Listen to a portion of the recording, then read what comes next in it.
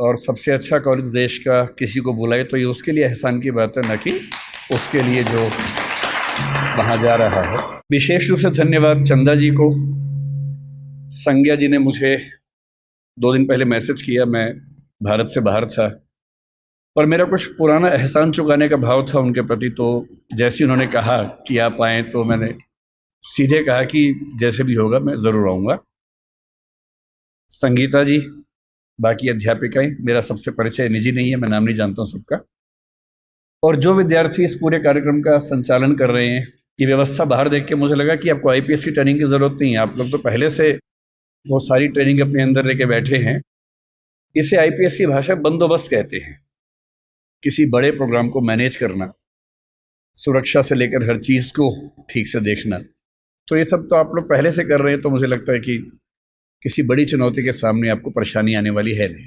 शुरुआत में जो आपने कविता का जिक्र किया, संयोग से वो मेरी सबसे प्रिय कविता भी है। श्रीकांत वर्मा हिंदी के एक बहुत ही महान कवि हुए।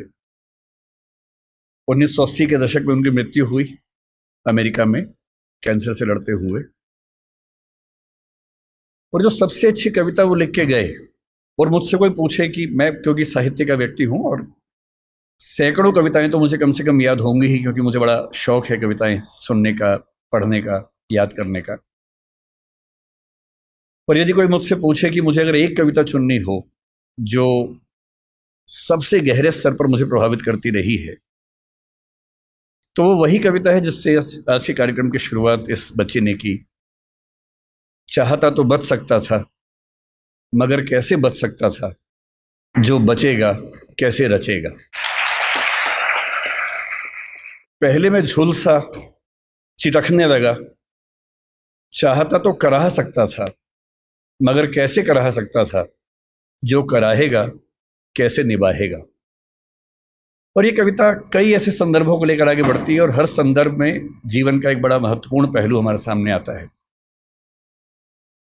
मुझे खुशी है कि इस कॉलेज ने मुझे जिस विषय पर बात करने के लिए बुलाया है वो विषय भाषा का विषय है।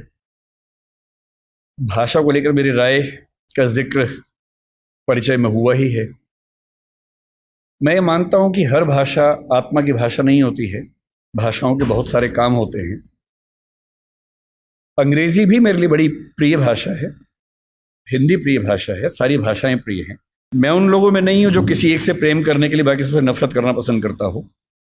मैं सबसे प्रेम करना पसंद करता हूं और उसमें हिंदी मेरी मातृभाषा है। तो जो प्यार माँ से होता है वो हिंदी से है, ये कहने में मुझे दुनिया के किसी भी मंच पर ना संकोच है, ना झिझक है, ना कोई भय है। तो हिंदी मेरी माँ है और माँ के मामले में न समझौते होते हैं, न चयन की सुविधाएं होती हैं, न चयन की जरूरत होती है। पर हिंदी मेरी माँ है का मतलब ये नहीं है कि तेलुगु मेरे दुश्मन है, या कि उर्दू मेरे दुश्मन है, या अंग्रेजी मेरे दुश्मन है। नहीं, मैं बिल्कुल नहीं चाहता कि आप भी एक ऐसा मिजाज लेकर आगे बढ़ें कि हम एक भाषा को सम्मान की निगाह से देखें और उसी तेवर से बाकी भाषाओं को अपमान की निगाह से देखें। ऐसा मैं बिल्कुल ना चाहता हूं, मैं तो नहीं करता हूं। मैं चाहता हूं कि कोई भी ना करे, आप भी ऐसा ना करें। संस्कृत मेरी परनानी है। संस्कृत की बेटियां अपभ्रंश हुई, प्राकृत हुई। उनकी बहुत सारी बेटियों में एक बेटी का मैं बच्चा हूं, उसका नाम हिंदी है। उसी अपभ्रंश प्राकृत की बहुत सारी बेटियों में मराठी भी है, गुजराती भी है, पंजाबी भी है, बांग्ला भी है, असमिया भी है, ओडिया भी है। और उसी नानी के पड़ोस के परिवार की और जो बच्चियां हैं उनमें तेलुगु, तमिल और मलयालम, कन्नड़, ये सब भाषाएं भी हैं। और इन नानी के समय में इन सब भाषाओं में बहुत अपनत्व था, बहुत सहयोग था। आज हम कितनी भी दूरी महसूस करें, हमारी नानी के ज़माने में इनमें बहुत लेन देन हुआ, आदान प्रदान हुआ। और इसलिए जब आप मलयालम सीखेंगे या तमिल सीखेंगे तो आप बड़ा आश्चर्यचकित हो जाएंगे कि कई बार संस्कृत के शब्द एज इट इज़ आपको उन भाषाओं में मिलते हैं और आपको समझ में आता है कि एक पीढ़ी का अंतर नहीं है। थोड़ा और पीछे जाएंगे तो कई पीढ़ी पीछे हमारी बड़ी गहरी दोस्ती रही है, ताल्लुकात रहे हैं। और इसलिए जब भाषा के प्रश्न पर मुझे कोई बोलने को कहता है, मुझे लगता है कि ये शायद दुनिया का सबसे महत्वपूर्ण सवाल है अलग बात है कि आजकल हम इसको एक हल्का सवाल मान लेते हैं, पर मैं भी आपको समझाना चाह रहा हूं कि ये दुनिया का सबसे महत्वपूर्ण सवाल क्यों है। हिंदी दिवस के दिन एक परंपरा है कि हम आमतौर पर भावनात्मक मुहावरों से बात करते हैं। आज सुबह से मेरे पास 8-10 मैसेज आ चुके हैं जिन सब में एक वाक्य लिखा है कि हिंदी भारत माता के माथे की बिंदी है। हर साल ये मैसेज आता है। अच्छा मैसेज है, पढ़ के अच्छा लगता है। पर मैं चाहता हूं कि हिंदी समाज हिंदी माथे की बिंदी से आगे बढ़कर कुछ और मुद्दों पर बात करे। केवल उन भावनाओं में डूब के बात करना काफी नहीं है, उससे कुछ आगे निकलना जरूरी है। मैं आपको 2 कहानियों से बात शुरू करता हूं ताकि आप समझ सकें कि ये मुद्दा कितना महत्वपूर्ण है। एक किताब जो पिछले 15-20 साल में दुनिया की सबसे मशहूर किताबों में से एक बनी, उसका नाम सेपियंस है, आपने शायद सुना होगा। मैं हिंदी के बच्चों से कहूंगा कि थोड़ा सा पढ़ने का अभ्यास अपना बनाएं। हिंदी के समाज से मुझे गंभीर शिकायत है कि हम लोग पढ़ते कम हैं, हम लोग भावनाओं में ज़्यादा बहते हैं, पढ़ने की आदत हमें कम है। और आज के ज़माने में जब दुनिया की हर अच्छी किताब हिंदी में भी उपलब्ध है तो हिंदी में ही पढ़िए, लेकिन कम से कम पढ़िए, क्योंकि पढ़ने से अच्छा कुछ नहीं है। एक किताब पढ़ने का मतलब किसी एक व्यक्ति के जीवन के 40-50 साल के निष्कर्षों को 3 दिन में समझ लेना, और आप 50 साल मैच्योर हो जाते हैं 3 दिन में केवल एक अच्छी किताब पढ़ लेने से। बहरहाल, सेपियंस किताब मानव जाति का इतिहास है। ये भारत का इतिहास, आधुनिक इतिहास, प्राचीन इतिहास नहीं है, मानव जाति का इतिहास है। माना जाता है कि 1400 करोड़ साल पहले बिग बैंग हुआ, जहां ये पृथ्वी पहली बार बनने की प्रक्रिया शुरू हुई। 450 करोड़ साल पहले पहली बार जीवन अस्तित्व में आया, अमीबा आया। उसके बाद लंबे समय तक खूब घटनाक्रम होते गए होते गए होते गए। हम कहीं नहीं थे उस समय। 3 लाख साल के आसपास पीछे जाएं तो एक परिवार पैदा हुआ जिसको होमो कहते हैं। होमो का मतलब हमारा परिवार। उस होमो परिवार में एक हम हैं, होमो सेपियंस, क्योंकि हम होमो परिवार में सेपियंस नाम की शाखा हैं। उस परिवार में और भी शाखाएं थी। निएंडरथल एक बहुत प्रसिद्ध, आपने नाम सुना होगा। ऑस्ट्रेलोपिथेकस का नाम सुना होगा। होमो इरेक्टस का नाम सुना होगा। ये सारे के सारे वो जीव थे जो होमो सेपियंस के आमने सामने जिंदा थे और संघर्ष में थे। चुनौती ये थी कि अंत में इनमें से कौन जीतेगा। ये व्यावहारिक तौर पर संभव नहीं था कि ये सारे साथ साथ चल सके। ये बात सुनने में अच्छी लगती है कि सब साथ साथ चले, पर इवोल्यूशन की हिस्ट्री में बहुत व्यावहारिक नहीं होता है। एक सवाल यह भी था कि होमो परिवार का कोई प्राणी क्या चिंपैंजी को, बंदर को, इन सबको हरा पाएगा, क्योंकि उस समय तक ये सारी स्पीशीज लगभग बराबर संघर्ष में चल रही थी। आज से 70,000 साल पहले तक ये सब यूं ही चल रहा था, और फिर एक घटना घटी। उस घटना को सेपियंस किताब के लेखक ने, जिनका नाम युवाल नोआ हरारी है, उन्होंने संज्ञानात्मक क्रांति या कॉग्निटिव रिवॉल्यूशन का नाम दिया। और ये घटना 40,000 साल तक चलती रही। और इस बात पर बड़ा गहरा विचार किया कि क्या वजह थी कि होमो सेपियंस जिंदा रहा, निएंडरथल मर गया। हम मानते हैं कि निएंडरथल वो है जो यूरोप की आज की जो स्पीशीज है उसका पूर्वज था। ऑस्ट्रेलोपिथेकस मर गया, इरेक्टस मर गया, और जितने परिवार के जंतु थे वो सब मर गए, और होमो सेपियंस इन सबसे कमजोर होने के बावजूद बच गया और इतना सफल भी हो गया। निएंडरथल के बारे में उसने लिखा कि अगर आमने सामने आ जाएं तो निएंडरथल होमो सेपियंस को मार मार के अधमरा कर सकता था, वो इतना ताकतवर था। उसके बाद भी खत्म हो गया। क्यों खत्म हो गया? और तब आता है वो सिद्धांत जो आज की इस डिस्कशन की शुरुआत का बिंदु है। होमो सेपियंस इसलिए जिंदा रहा क्योंकि उसके पास भाषा की क्षमता थी। भाषा की क्षमता बाकियों के पास भी थी, चिंपैंजी के पास भी है, बंदर के पास भी है, पर बंदरों पर खूब प्रयोग हुए। बंदर हो, अन्य स्पीशीज हो, तोता हमसे ज्यादा ध्वनियां बोल सकता है, हमसे ज्यादा। इसके बाद भी तोता सफल नहीं हो पाया क्योंकि वो उतना सोच नहीं पाता है। चिंपैंजी की भाषा, बंदर की भाषा, निएंडरथल की भाषा सीमित भाषाएं थी। वो एक आवाज में पूरा एक वाक्य बोलते थे, और ऐसे प्रयोग आज भी होते हैं। अगर आप जंगलों की आवाजें सुनेंगे तो बंदरों की एक आवाज का मतलब एक पूरा सेंटेंस होता है। जैसे एक आवाज का मतलब है कि शेर आया, जैसे एक बंदर आवाज निकालेगा सारे बंदर पेड़ पर चढ़ जाएंगे। फिर दूसरी आवाज का मतलब होगा शेर चला गया, वो सुन के सब उतर जाएंगे नीचे। भाषा वैज्ञानिकों ने वो आवाजें रिकॉर्ड कर ली और एक बार अच्छे म्यूजिक सिस्टम से एक जंगल में जाके आवाज प्ले कर दी, शेर आया, और वो आवाज सुनते ही सारे बंदर पेड़ के ऊपर चढ़ गए और फिर आपस में देख रहे थे किसने बोला। और 10-15 मिनट के बाद दूसरी आवाज प्ले की, शेर चला गया, सारे बंदर नीचे उतर गए। एक आवाज, एक वाक्य। इंसान की भाषा की सबसे बड़ी खूबसूरती यह है कि वो डिस्क्रीट भाषा है, विविक्त भाषा है, जिसका मतलब यह है कुछ 25-30 ध्वनियों से, 50 ध्वनियों से हम अरबों शब्द बना सकते हैं और अरबों शब्दों से खरबों वाक्य बना सकते हैं। इतनी लचीली भाषा हमारी है जिसमें किसी भी बात को कहने के 50 तरीके हमारे पास हैं, और ये तरीके इस संसार में किसी और स्पीशीज के पास नहीं है। इसीलिए होमोसेपियंस बन पाया। और आज अगर हम जिंदा हैं, आज हम चिंपांजी से बेहतर हैं, गुरिल्ला से बेहतर है, बंदर से बेहतर हैं, और होमो इरेक्टस से बेहतर है, निएंडरथल से बेहतर हैं, जिंदा हैं, तो इसकी मूल वजह है हमारी भाषा की क्षमता। जो चीज़ें मुफ्त में मिलती हैं उसकी कीमत हम नहीं समझते हैं। भाषा ऐसी एक चीज़ है, मुफ्त में मिल जाती है तो हमें लगता है कि ये तो ऐसे ही है। लेकिन जब आप इस नज़रिए से समझेंगे कि भाषा ही वो चीज़ है जो हमें मनुष्य बनाती है, तो शायद इस बात का महत्व ज़्यादा अच्छे से हम समझ पाएंगे।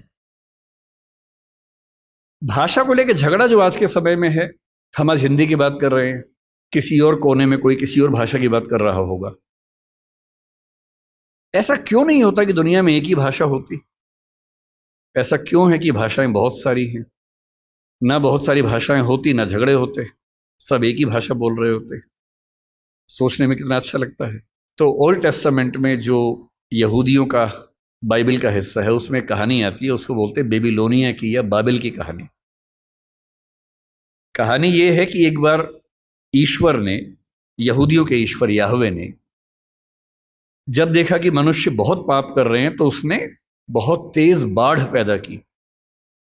ये वही बाढ़ है जो आपने आज से 10 साल पहले एक फिल्म 2012 में देखी होगी। ये उसी बाढ़ की कहानी है। इतनी ज्यादा बाढ़ की सारी इंसानी सभ्यता नष्ट हो जाए क्योंकि ये लोग इतने पापी हैं, और ईश्वर को ये लगा कि मैंने गलती कर दी इन लोगों को मनुष्य बना के, इनके तो पाप खत्म नहीं होते हैं। नाराज होकर उसने सारी सभ्यता को विनाश करने के कगार पे खड़ा कर दिया। हम भारतीय सभ्यता में प्रलय की कल्पना करते हैं, कुछ कुछ वैसी कल्पना वहां पर एक बाढ़ की कल्पना है। और तब ईश्वर को यह भी लगा कि अगर सारे खत्म हो जाएंगे तो सृष्टि बनाने का जो पर्पस था वो खत्म हो जाएगा। तो ईश्वर ने अपने एक नबी को भेजा जिनका नाम था नूह या नोआह। ये युवाल नोआह हरारी के बीच में भी जो नाम है नोआह, ये वही नोआह नाम है। और उनसे कहा कि तुम जाओ, जितनी भी स्पीशीज है उन सब की एक एक पेयर को बचा लो ताकि सभ्यता को फिर से शुरू कर सके। तो नोआह ने एक जहाज का निर्माण किया, पानी के जहाज का निर्माण किया, सारी स्पीशीज के एक एक पेयर को उस पर रखा, अपने परिवार को रखा और बाढ़ से बचा लिया। और उसके बाद नई सभ्यता शुरू हुई। और जब नई सभ्यता शुरू हुई तो बेबीलोनिया के राजा के मन में एक विचार आया कि अगर हम एक इतनी ऊंची मीनार बना लें कि किसी भी बाढ़ में हम डूबे ही नहीं तो चिंता खत्म हो जाएगी।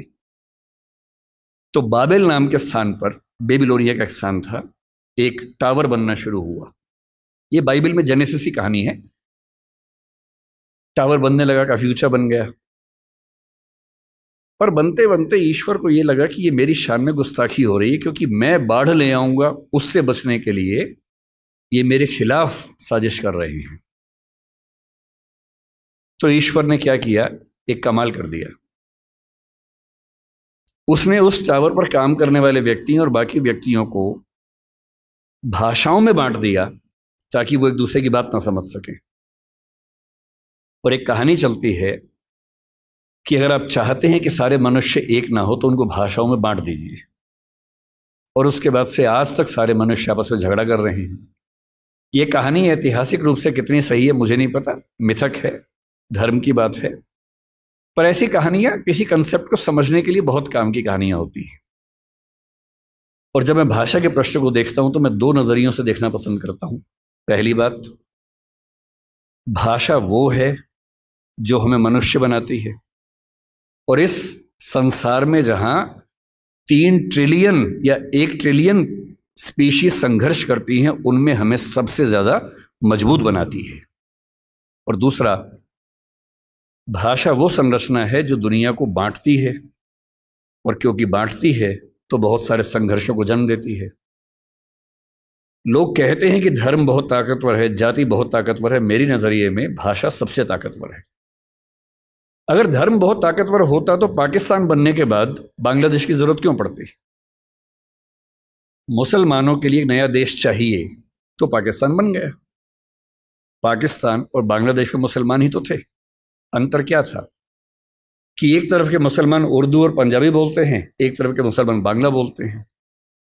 बांग्ला भाषी मुसलमान उर्दू भाषी मुसलमान के साथ एक नहीं हो पाएगा, इसलिए उसको नए देश की जरूरत है, और बांग्लादेश इसलिए बना। आप श्रीलंका के झगड़े को कितना भी हिंदू और बौद्ध झगड़ा कह लीजिए, दरअसल वो तमिल और सिंगली भाषाओं का झगड़ा है।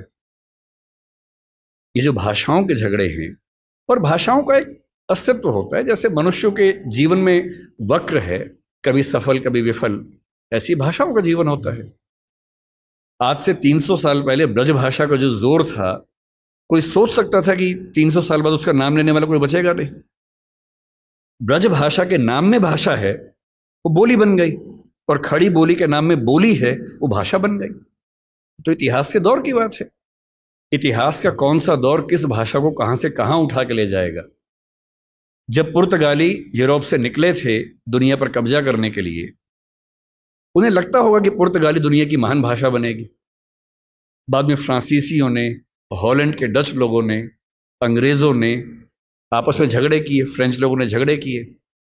उन झगड़ों में संयोग से अंग्रेजी जीत गई, और क्योंकि अंग्रेजी जीत गई, क्योंकि अंग्रेजी का असर भारत पे पड़ा, अंग्रेजी का असर अमेरिका पे पड़ा, अंग्रेजी का असर अफ्रीका पर ज्यादा पड़ा, इसलिए आज अंग्रेजी दुनिया की सबसे प्रसिद्ध भाषा है, प्रचलित भाषा है। ऐसा थोड़ा ना कि अंग्रेजी बहुत महान भाषा है, भाषाएं सारी महान हैं। और अगर तकनीकी तौर पे देखें तो हिंदी भाषा वैज्ञानिक तौर पर अंग्रेजी से बेहतर भाषा है। केवल शब्दावली के अभाव को पीछे छोड़ दें, चाहे वो ध्वनि का मामला हो, फोनेटिक्स का मामला हो, सिंटेक्स का मामला हो, भाषा विज्ञान के किसी भी स्तर पर देखें तो हिंदी अपनी वैज्ञानिकता में अंग्रेजी से कहीं भी कम नहीं है, कई मामलों में बेहतर है। इसलिए कौन सी भाषा का कितना राज होने वाला है, ये बात तय होती है केवल इस बात से कि उस भाषा के समाज की दुनिया पर क्या पकड़ है, कौन उपनिवेश की भाषा बनी, कौन साम्राज्य की भाषा बनी, किस भाषा में ज्यादा विकास हुआ, किस भाषा में कम विकास हुआ।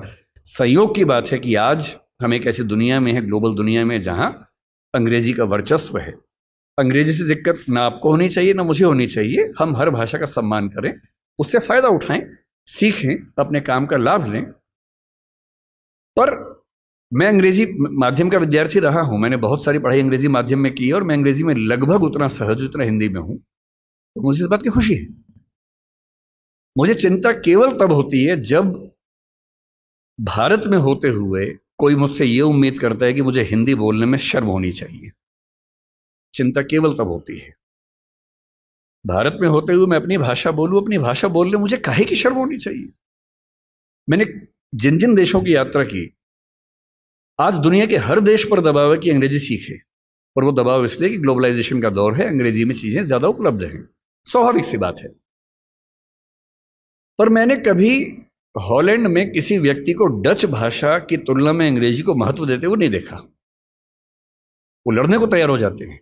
आप किसी फ्रेंच व्यक्ति से बात करें, आप इजराइल के किसी व्यक्ति से बात करें, जहां भाषा के सम्मान की बात आएगी वो अंग्रेजी का नाम तक नहीं लेंगे। जहां पढ़ने की बात आएगी, सीखने की बात आएगी, फायदा उठाने की बात आएगी, निश्चित तौर पे सीखेंगे, क्योंकि उस भाषा से उनको फायदा होता है। और आज की जो बातचीत हमारी होने वाली है वो कुछ कुछ उसी तौर पे होने वाली है कि आज हमारी क्या स्थिति है, हमें क्या करना चाहिए, क्या बहुत डरने की जरूरत है। ऐसा तो नहीं कि हम बिना बात के खौफ में हों, और मुझे लगता है कि बिना बात के खौफ में ज़्यादा रहते हैं। और जब मैं हिंदी की बात सोचता हूँ और मिरांडा हाउस के संदर्भ में सोचता हूँ, तो मुझे लगता है कि हिंदी की स्थिति कुछ कुछ वैसी ही है जैसी द टेम्पेस्ट नाटक की नायिका मिरांडा की थी। जब मॉरिस ग्वायर साहब ने इस कॉलेज की स्थापना की और इसका नाम मिरांडा हाउस रखा, तो उनसे कई लोगों ने पूछा, वो उस समय डीयू के वाइस चांसलर भी थे, भारत के चीफ जस्टिस भी थे उस समय। तो जब भारत आज़ाद हो गया और वो चले गए यहाँ से, 1952 में उन्होंने एक बात की व्याख्या की कि मैंने इस कॉलेज का नाम मिरांडा क्यों रखा। 3 वजह बताई। एक वजह बताई कि एक फिल्म की हीरोइन मुझे बहुत प्रिय है, उसका नाम मिरांडा है। एक कहा कि मेरी बेटी का नाम मिरांडा है। लेकिन जो असली वजह मुझे लगता है तीसरी उन्होंने बताई, वो ये थी कि शेक्सपियर के नाटक द टेम्पेस्ट में जो एकमात्र महिला कैरेक्टर मंच पे आती है उसका नाम भी मिरांडा है। और वो कहते हैं कि मैं चाहता हूं कि मिरांडा हाउस में पढ़ने वाली लड़कियां ऐसी व्यक्ति बने। वो व्यक्ति आप मती बनिएगा, अब तो उसका महत्व रहा नहीं है, उस दौर में उसका महत्व था। कुछ कुछ छायावाद की श्रद्धा जैसी लड़कियां होती हैं, वो जो एकदम भारतीय किस्म का मिजाज नहीं होता है कि मेरा कोई अधिकार नहीं है, मैं सिर्फ त्याग करने के लिए पैदा हुई हूँ। कुछ कुछ वैसा मिजाज उस लड़की का है, मिरांडा का। उस नाटक में एक बड़ी खास बात है, मिरांडा बहुत योग्य लड़की है, उसकी समझ बड़ी गहरी है, पर वो अपने पिता और अपने होने वाले पति, प्रोस्पेरो उसका पिता है, फर्डिनेंड उसका होने वाला पति है, वो उन दोनों के इतने कंट्रोल में है कि वो खुद को डिफाइन उन्हीं के नजरिए से करती है। बहुत योग्य होने के बावजूद उसमें आत्मविश्वास बिल्कुल भी नहीं है। अपने जीवन के फैसले वो अपने आप लेने को बिल्कुल तैयार नहीं है। अंत में लगता है कि फर्डिनेंड का फैसला उसने खुद किया है, पर आप ध्यान से पढ़े तो समझ में आता है कि वो फैसला भी उसके पिता ने ही करवा दिया है। और वो बेचारी इतनी कमजोर अपने आप को महसूस करती है। हिंदी की एक फिल्म में एक गीत आया था, एक पत्नी है जो अपने पति से बहुत प्रेम करती है, सुंदर नहीं है, पति उससे प्रेम नहीं करता है, पति कहीं और प्रेम करता है। तो वो लड़की, फिल्म का नाम था नसीब अपना अपना, एकदम समझ लीजिए कि मिरांडा ही उसे बोल रही है। एकदम मिरांडा का भारतीय संस्करण है। और वह अपने पति के बारे में एक वाक्य बोलती है, भला है बुरा है जैसा भी है, मेरा पति मेरा देवता है। ये उस जमाने में चलता था। आज के ज़माने में तो पत्नियां पति का हिसाब बराबर कर देती है अगर कोई ऐसा करे तो, लेकिन उस ज़माने में ऐसी हरकतें होती थी। और टेम्पेस्ट की नायिका मिरांडा अपने प्रेमी से, फर्डिनेंड से कह रही है, अगर तुम मुझसे शादी कर लोगे तो मैं तुम्हारी पत्नी हूं, और नहीं करोगे तो मैं तुम्हारी दासी हूं। तुम मुझे किसी भी रूप में रखो, मैं जिंदगी भर तुम्हारी दासी बन के रहूंगी, नौकरानी बन के रहूंगी। और इस बात पे 16वीं सेंचुरी का ब्रिटिश समाज पागल हो गया कि लड़की हो तो वैसी, बीवी हो तो वैसी, कुछ कुछ वैसा ही जैसे भारतीय परंपरा में छायावाद में श्रद्धा जैसी नारियां हमें दिखती हैं, जो केवल देने की बात करती हैं, अपने हक की बात बिल्कुल भूल के भी नहीं करती हैं। हिंदी की स्थिति कुल मिला के मिरांडा जैसी है। आपको जब भी समझना हो कि हमारी भाषा किस हालत में है, तो हमारी भाषा द टेम्पेस्ट की मिरांडा की हालत में है।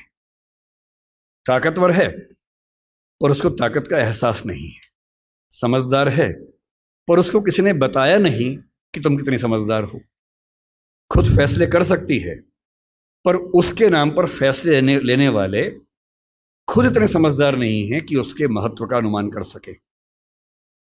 अपने ही मठाधीशों से घिरी हुई, अपने ही परिवार के ऊल जलूल निर्णय करने वालों की दासी बनी हुई, कुछ कुछ वैसी स्थिति हिंदी की है।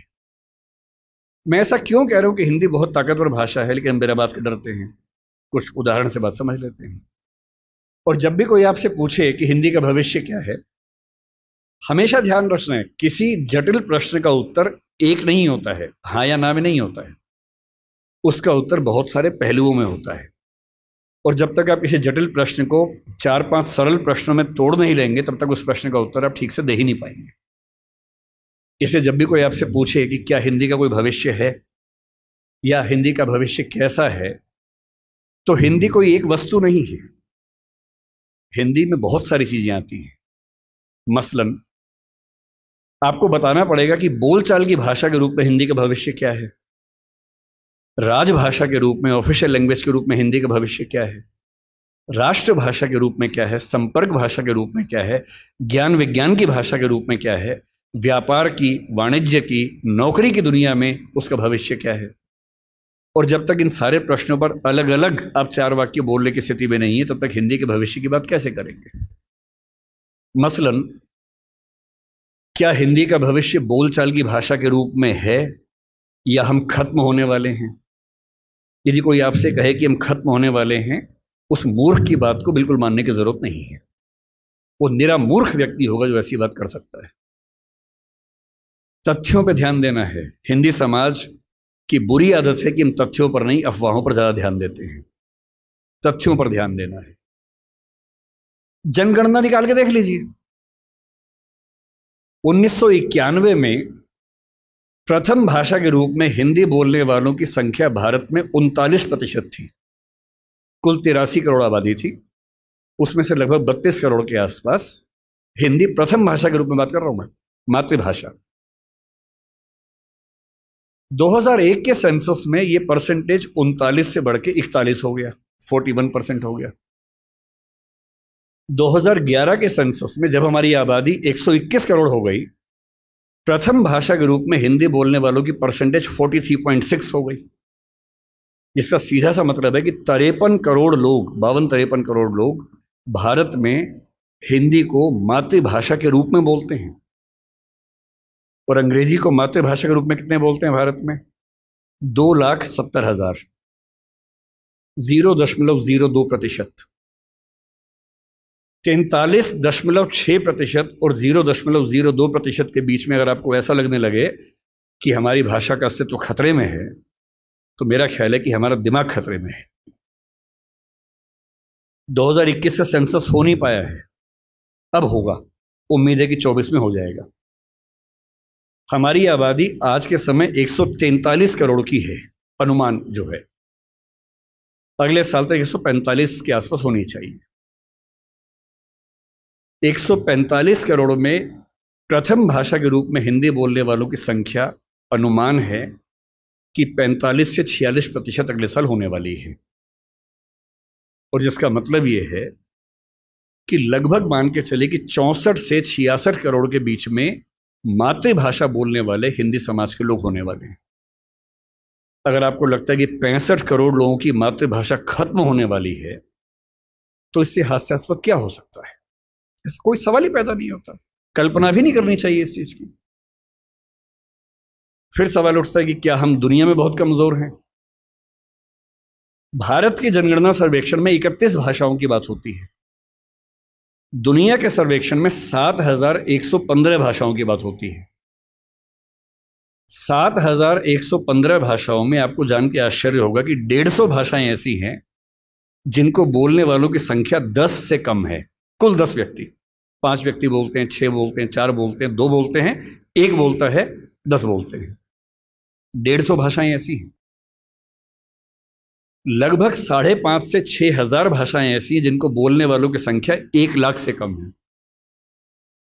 और पूरी दुनिया में 800 करोड़ की आबादी में हिंदी का स्थान जानते हैं कौन सा बोलने वालों में? तीसरा स्थान।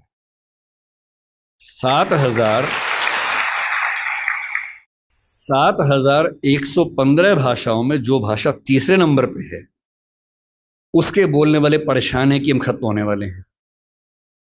आप उनका हाल सोचिए जो 10 से कम पे चल रहे हैं, जो 1 लाख से कम पे चल रहे हैं, 10 लाख से कम पे चल रहे हैं। और हम दुनिया की पूरी आबादी में 8% से ज्यादा जिस भाषा को बोलने वाले लोग हैं, हमसे ज्यादा केवल अंग्रेजी और मंडारिन 2 ही भाषाएं हैं जो 16 और 14% पे हैं। और हम नंबर 3-8% पे हैं। ना फ्रेंच हमसे आगे, ना स्पेनिश हमसे आगे है। और जितनी भाषाओं का नाम आप जानते हैं वो सब हमसे कोसों पीछे हैं। इसलिए बोलचाल की भाषा, सांस्कृतिक भाषा, सामाजिक भाषा के तौर पर हिंदी पर न खतरा है, न खतरा आने की संभावना है। इसको मन से एकदम निकाल दीजिए, दूर दूर तक निकाल दीजिए। दूसरी बात है कि क्या हम व्यापार की भाषा, व्यवसाय की भाषा, नौकरी की भाषा में सफल हो पा रहे हैं? थोड़ा मुश्किल है, कम हो पा रहे हैं। और मेरे ख्याल से इसकी वजह हमारा एक औपनिवेशिक जो सोचने का तरीका है वो है। मैं हिंदी के पक्ष में इसलिए बिल्कुल नहीं बोलूंगा कि मैं संयोग से हिंदी भाषी क्षेत्र में पैदा हुआ, क्योंकि मेरे पेरेंट्स हिंदी भाषा के अध्यापक रहे। अगर मैं सिर्फ इसलिए हिंदी के पक्ष में बोलूंगा तो ये तो सामान्य बात है, हर व्यक्ति अपनी भाषा के पक्ष में बोलता है, मैं ही बोल रहा हूं। मैं तथ्यों पर बात करना पसंद करूंगा, केवल भावनाओं पर नहीं टिकना चाहूंगा। मैंने दुनिया के जितने देश देखे, मैंने किसी देश में मातृभाषा की उतनी बुरी गत नहीं देखी जितनी अपने देश में देखी है। मेरे कुछ परिचित डॉक्टर बनने के लिए रशिया गए पढ़ने के लिए, यूक्रेन गए पढ़ने के लिए। तो मैंने उनसे पूछा, मैंने कहा कैसे पढ़ते हो भाई, वहां कौन सी भाषा में पढ़ाते हैं, अंग्रेजी में पढ़ाते हैं? बोले नहीं, रशियन में पढ़ाते हैं मेडिकल साइंस। यूक्रेन में यूक्रेन की भाषा में पढ़ाते हैं रशियन, मतलब मेडिकल साइंस।